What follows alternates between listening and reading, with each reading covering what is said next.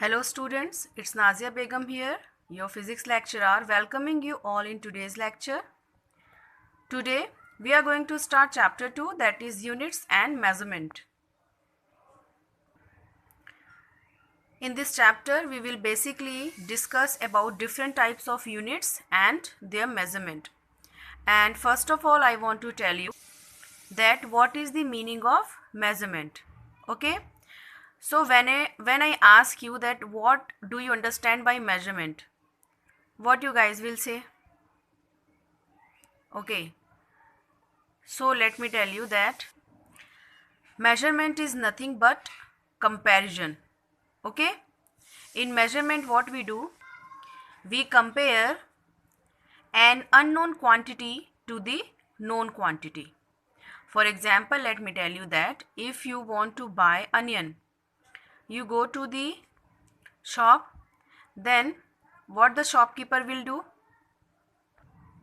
In the weighing instrument, at one side the shopkeeper will put a known weight, okay, that generally we call baht. Okay, so at one side the shopkeeper will put the known weight, and on the other side of weighing instrument the shopkeeper will put the onions. Okay, and when both the sides will be equal, then your measurement will be completed. Similarly, when you buy the clothes, so what the shopkeepers do, they compare the length of the cloth with 1 meter scale. In meter scale so many markings are there, okay, that is the known values. In meter scale there is written different markings like centimeter, inches, etc., and the full scale is of 1 meter. If you have to buy the cloth, then we compare the length of the cloth with that 1 meter scale, and then we can find out that how long is 1 meter. So basically here in both the cases what we have done, to know the value of unknown quantity we have compared them with the known quantities. In case of buying onion we have used weight. In case of buying clothes we have used meter scale.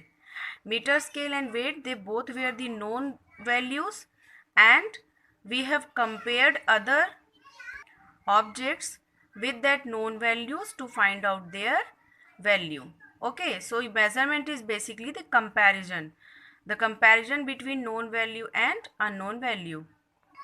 Now, before understanding about units, first let us discuss about the quantities. What are the quantities? So quantity means that quantities which can be measured directly or indirectly, they all are called physical quantities. See, everything, whatever thing exists, they have length, breadth, density, mass, amount of substance, etc.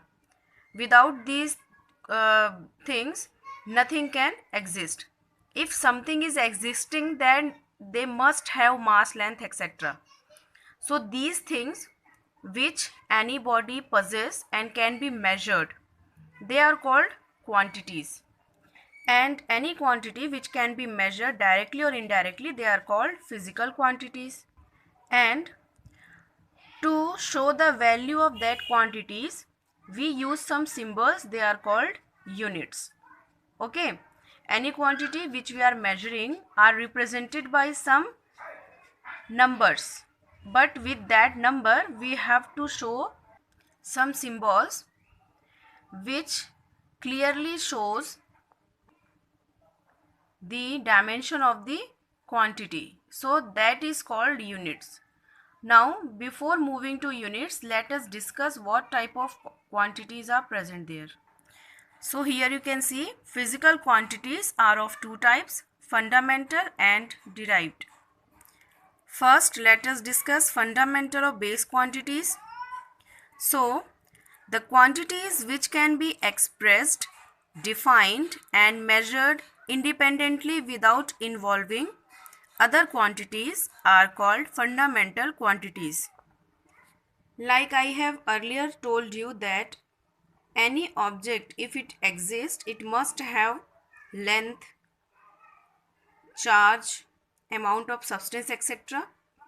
So length is very basic thing which any object possesses. So length is a fundamental quantity.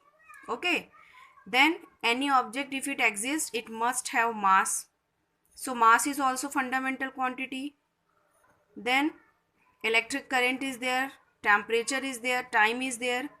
So they all are, these quantities are independent to any other thing. Okay. Whether other quantities exist or not, but they are always exist. They are always present in any object. So that's why they are called fundamental or base quantities.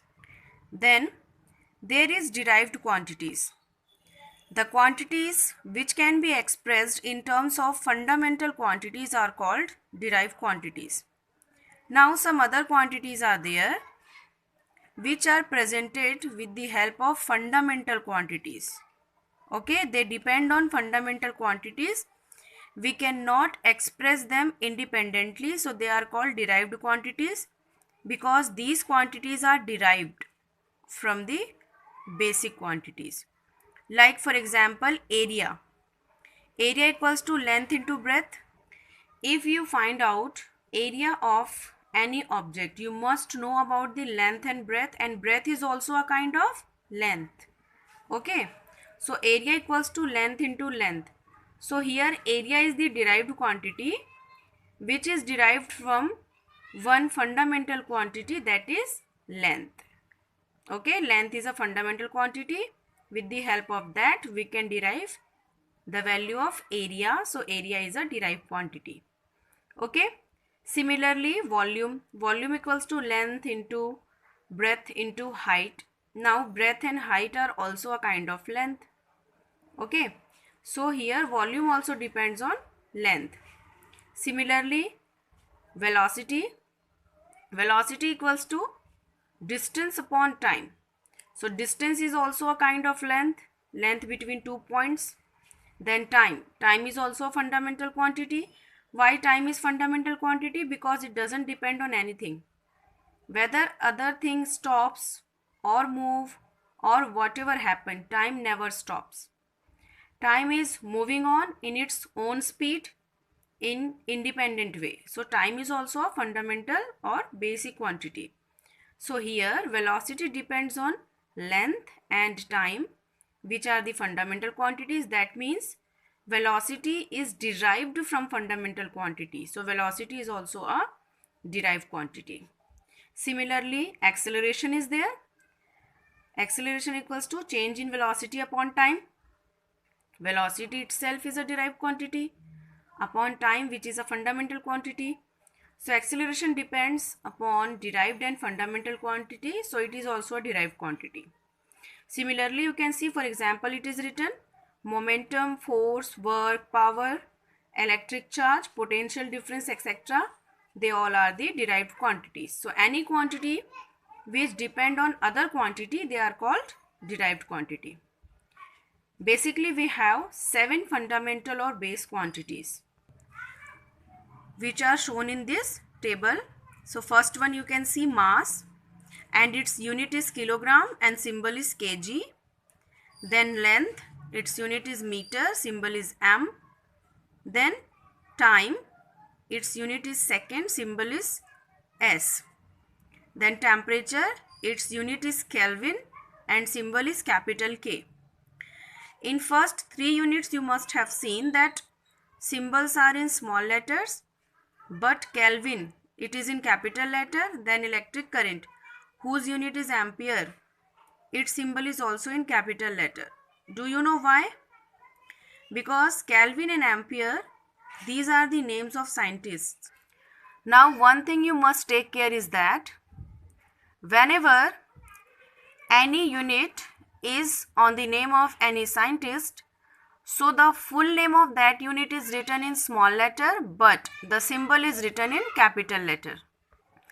Then 6th unit is luminous intensity, its unit is candela and symbol is CD. Amount of substance, its unit is mole and symbol is MOL. So these are the 7 basic or fundamental quantities, and with the help of these 7 quantities we can derive any other quantity. This is it for first part. Rest thing we will discuss in second part of today's lecture.